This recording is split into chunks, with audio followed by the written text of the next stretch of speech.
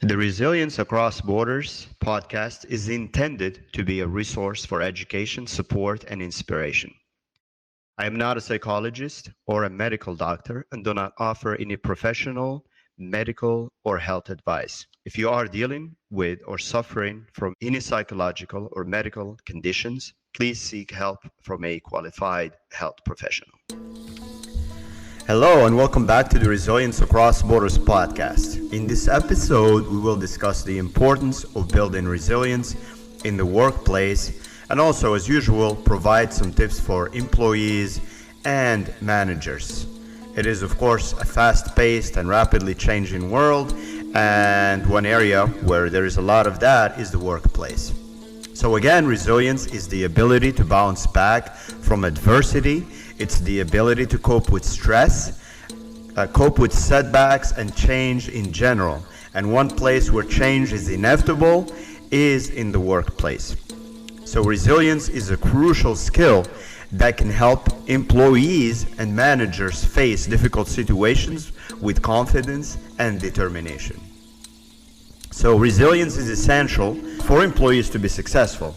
It helps them to deal with challenges such as change. The workplace is constantly changing with new technologies, new processes, and new ways of working. Employees who are resilient can adapt to these changes and continue to be productive. Stress. The workplace can be a stressful environment. Employees who are resilient are able to manage their stress levels and stay focused on their work by employing the right strategies and the right mindset. Conflict is a natural part of any workplace. It's even a natural part of most families, or pretty much every family. Just the levels differ. Employees who are resilient are able to resolve conflict in a constructive way. And failure. Everyone fails at some point in their career. Employees who are resilient are able to learn from their failures and their mistakes and move on. So again, why is resilience important in the workplace? There are many reasons why resilience is important in the workplace. Resilience helps employees to be more successful. Studies have shown that employees who are resilient are more likely to be promoted, earn higher salaries, and be more satisfied with their jobs. If you can obviously handle a little bit of stress and challenge, you will probably not be put in these positions of responsibility, which usually the more responsibility, the more reward. If you're in the right place, of course. If you're not, get out. Resilience helps employees to stay healthy. Stress can take a toll on our physical and mental health, especially when not handled well and we're not employing the right techniques and the right strategies and the right awareness. So employees who are resilient are better able to manage stress and stay healthy. Resilience helps employees to be more engaged in their work. Again, more engagement, more satisfaction, more success, and more rewards. So employees who are engaged in their work are more productive, they're more creative, and more likely to stay with their company. So this is beneficial, of course, for both employees, managers, business owners, and so on.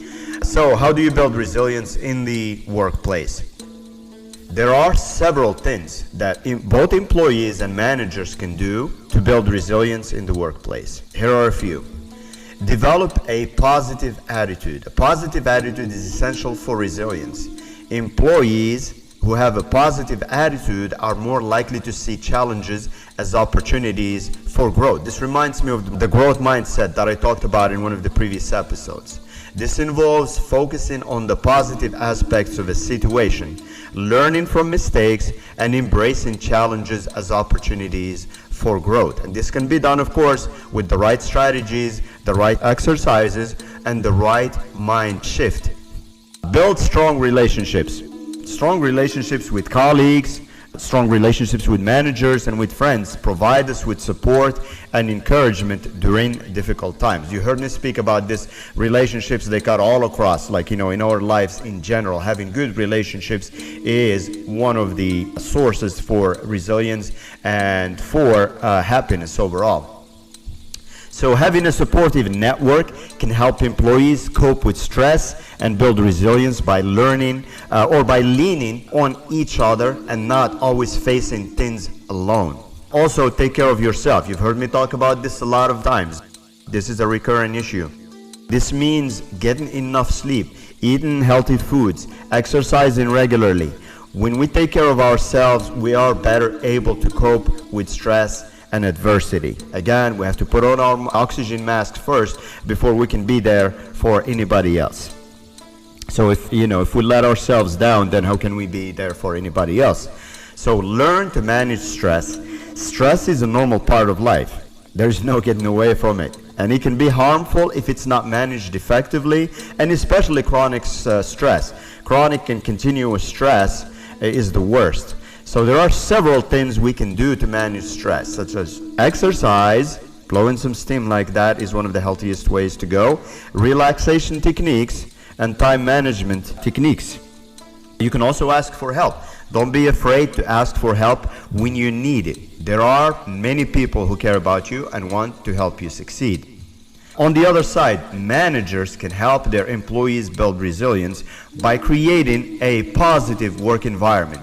This involves promoting open communication, providing constructive feedback, and recognizing employees' efforts and achievements.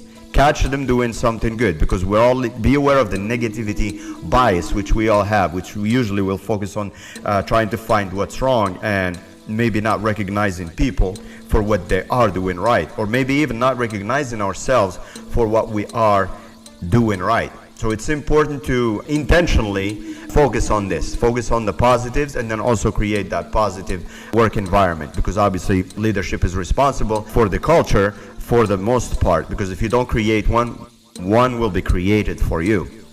Managers can also provide employees with the necessary resources and tools to cope with stress and adversity. This includes good training, mentoring, and access to counseling and support services when needed as well. Another way managers can help build resilience is by encouraging employees to take on new challenges and providing them with opportunities to learn and to grow. Part of that learning and growth is, of course, some stretch goals, some new things to learn, some challenges to take on. Managers can lead by example. By demonstrating resilience and coping strategies themselves, they can inspire and motivate their employees. If you are looking at whoever is leading you and they're freaking out at the smallest things, that's probably not a good thing. So resilience, as always, is an important skill for employees and managers, especially in today's ever-changing workplace. So by developing resilience, we can better cope with stress, setbacks, and change. This will help us to be more successful in our careers and in our lives as a result. So again, thank you for listening to the Resilience Across Borders podcast. I hope you found this podcast and this information helpful. If you have any questions or comments, please feel free to reach out or contact me. As always, remember to stay aware, be grateful, and be kind to yourself and to others. Take care.